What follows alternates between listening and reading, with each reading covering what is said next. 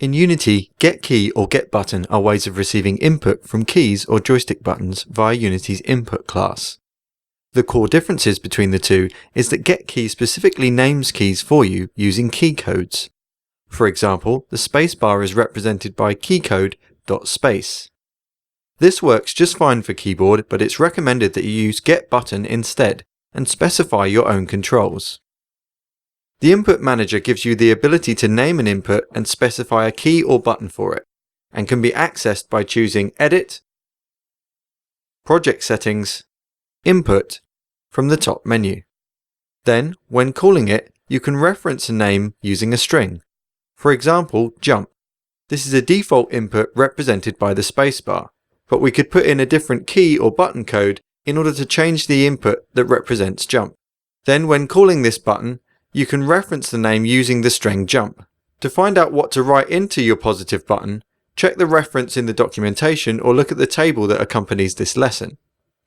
When using getKey or getButton, these inputs have three states that return a boolean, true or false.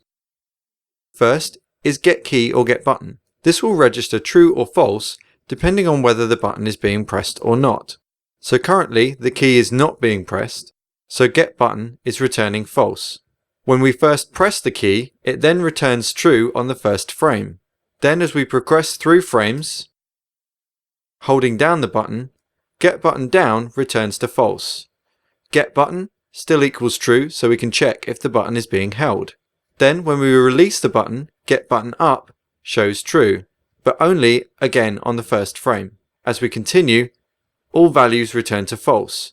So let's run through that again. When the button is not being touched, everything is false.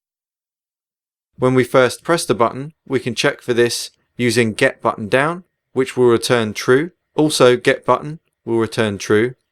After the first frame, getButton down returns to false, so you can use this for tasks like firing a weapon once.